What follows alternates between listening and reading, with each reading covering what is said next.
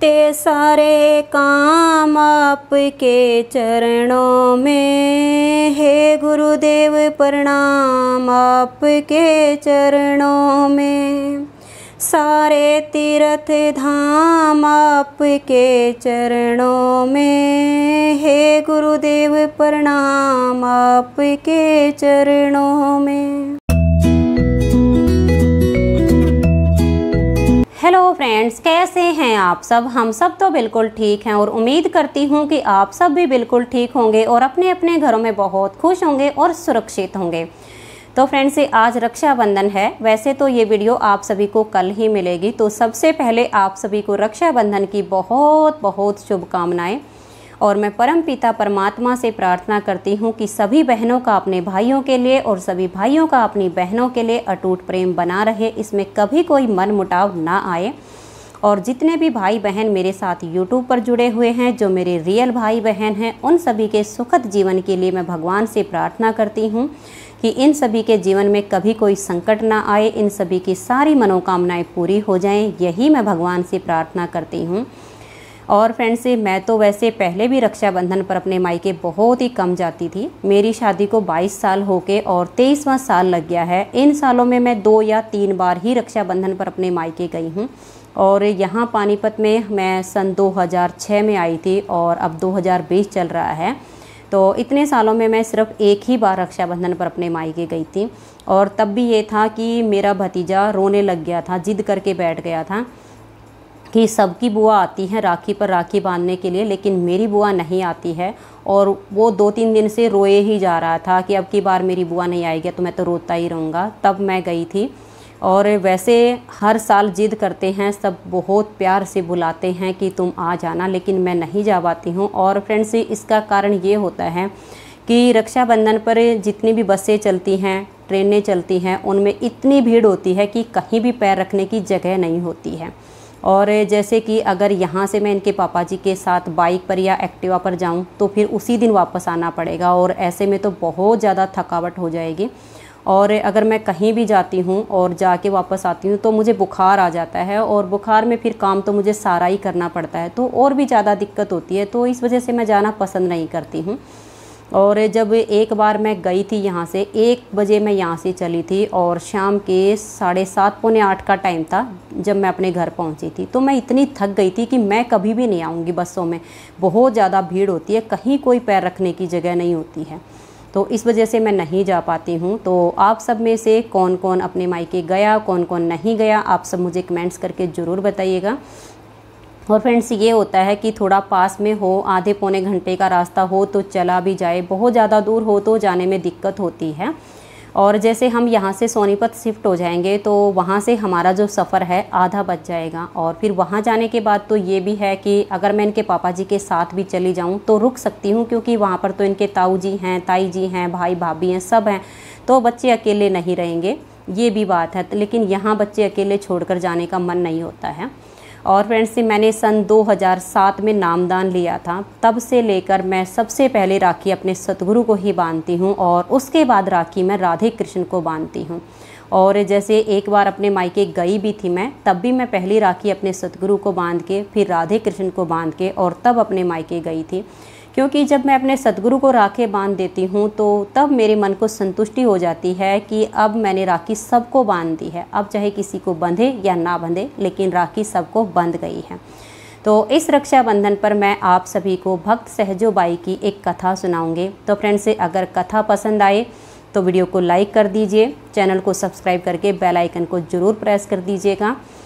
तो फ्रेंड्स, एक बहुत ही परम भक्त सतगुरु की भक्त हुई है सहजो बाई, जो भगवान की नहीं अपने सतगुरु की भक्ति करती थी, और अपनी सतगुरु की भक्ति करके वो भगवान के परम धाम गई है, जिसने इस जीवन से मुक्ति पा ली है।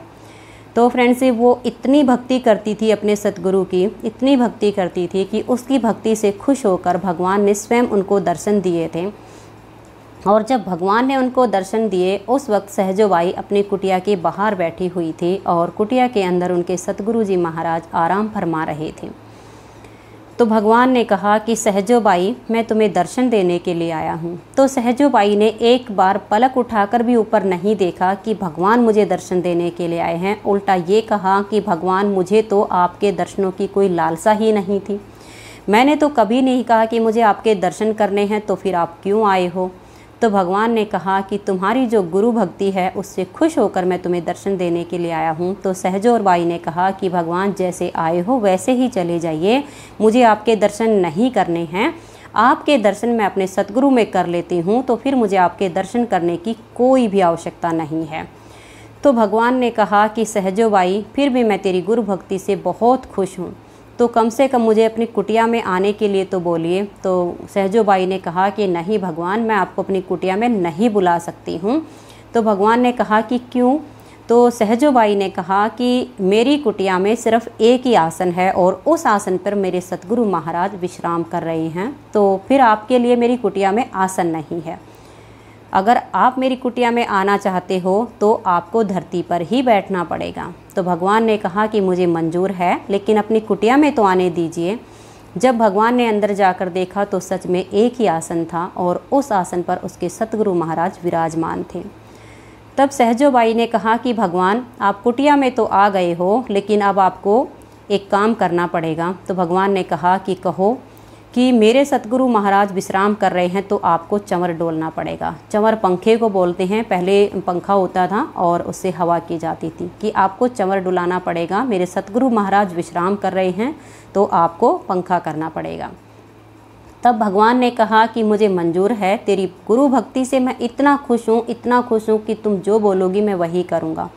क्योंकि फ्रेंड्स, भगवान भगत के वश में होते हैं, जैसा भक्त चाहता है वैसे ही भगवान करते हैं। लेकिन भक्ति सच्ची होनी चाहिए, चाहे वो गुरु के प्रति हो, चाहे वो भगवान के प्रति हो, लेकिन सच्ची होनी चाहिए। तो भगवान ने कहा कि सहजो बाई कोई वरदान मांग लीजिए। तो सहजो बाई ने कहा कि भगवान, मुझे आपसे कुछ भी नहीं चाहिए, आप तो खुद एक दान हैं और मेरे सतगुरु दाता हैं। अगर मैं अपने सतगुरु से कहूँ तो वो आपको उठाकर मेरी झोली में ना डाल देंगे, तो आपसे मैं क्यों मांगूं? जब मेरा सतगुरु इतना बड़ा दाता है तो फिर मैं आपसे क्यों मांगूं? आप तो खुद ही एक दान हो, मेरे सतगुरु तो दाता हैं। तो फ्रेंड्स, जो सहजो बाई की भक्ति थी वो अपने सतगुरु के प्रति थी, और अपने सतगुरु की भक्ति करके सहजो बाई इस जीवन मरण के चक्कर से मुक्त हो गई है। तो हम सबको भी इन संत महात्माओं के जीवन की से जो सीख मिलती है उससे प्रेरणा लेनी चाहिए, उनसे सीखना चाहिए कि विश्वास कैसे करना चाहिए, भक्ति कैसे करनी चाहिए। क्योंकि हम सब ये कहते तो हैं कि मैं भक्ति करती हूँ या मैं भक्ति करता हूँ, मैं अपने सतगुरु पर विश्वास करता हूँ, मैं भगवान पर विश्वास करती हूँ, लेकिन होता नहीं है। होता क्या है कि अगर मान लिया कुछ थोड़ा सा अच्छा हो जाता है तो हम सब कभी भी भगवान को धन्यवाद नहीं दे पाते हैं कि ये भगवान ने किया है।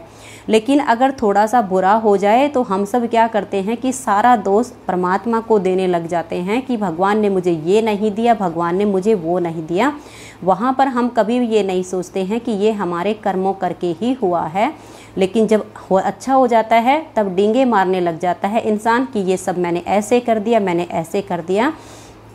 लेकिन सच बताऊं तो हम सब उस परमात्मा के हाथ की कठपुतलियां हैं। जैसे वो चाहता है ऐसे वो हमें नचा रहा है, हम वैसे ही नाच रहे हैं। करने वाला सब परमपिता परमात्मा है, हम सब कुछ नहीं कर सकते हैं। करता सके ना करी सके, ना करने जोग शरीर, जो कुछ किया मेरे गुरु किया, कह गए संत कबीर। तो फ्रेंड्स, मेरी जो आस्था है, मेरी जो श्रद्धा है वो मेरे सतगुरु के प्रति है। और जब से मैंने नामदान लिया है तब से लेकर अब तक मेरे सतगुरु जी महाराज ने मुझ पर कृपा बनाए रखी है। और मैं अपने सतगुरु के चरणों में प्रार्थना करती हूँ कि हे सतगुरु महाराज, जैसी कृपा मुझ पर की है ऐसी कृपा सभी पर बनाए रखना। क्योंकि फ्रेंड्स, मेरे सतगुरु महाराज की मुझ पर इतनी कृपा है कि मैं बता नहीं सकती हूँ। जब मैंने नामदान लिया था तब मेरी नैया बिल्कुल डूबी हुई थी। ये समझ लिए कि बीच मझधार में मैं डूब चुकी थी। लेकिन जब से नामदान लिया है मेरे सतगुरु ने मुझे संभाला है, मुझे भव से पार ही कर दिया है, मेरी नैया को पार लगा दिया है। और आगे भी मेरी नैया को मेरे सतगुरु ही पार लगाएंगे।